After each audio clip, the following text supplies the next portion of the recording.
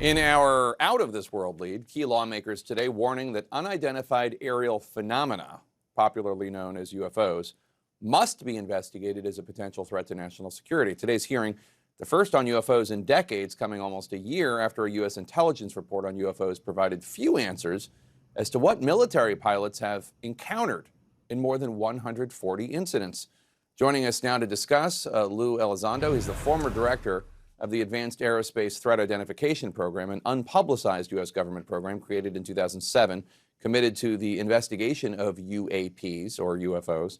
Lue, thanks for joining us. As part of your job, you had access to the Pentagon's UFO data.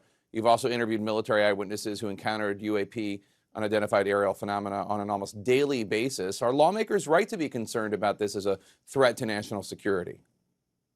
Yeah, Jake, great question. Absolutely. I think with all the military eyewitness testimony that's come forward in recent years, along with the videos, we have the telemetry data, we have the radar data, we have the electro-optical data. I think it paints a very convincing picture to our members of Congress that this is a national security issue. And what we saw today really is historic. Not in the last 50 years has our Congress been briefed by members of the government on the UFO topic.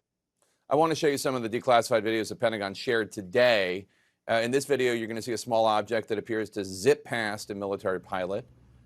Here you can see some glowing triangles in the night sky. What do you think we're looking at there? Well, Jake, look, that video was taken after I left the Department of Defense, so I really can't comment on that specific video.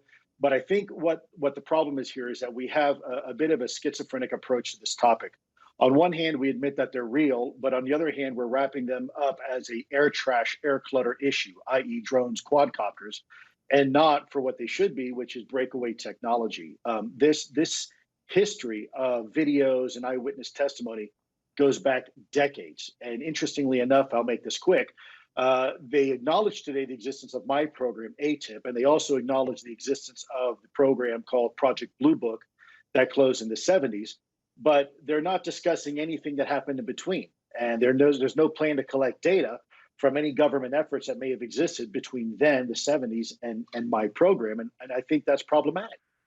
UFOs first appeared on the American public's radar popularly about 70 years ago, maybe. The stigma around discussing UFOs have kept many people from taking them seriously. Do you think today's hearing was a turning point?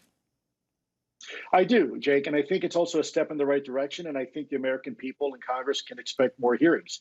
I think this was mostly pro forma. I think it was to get let's not forget, during Blue Book, we had the head of the Air Force come up and testify. Now we have the head of DOD, the intelligence organization, the Undersecretary of Defense for Intelligence, now testifying with one of his colleagues.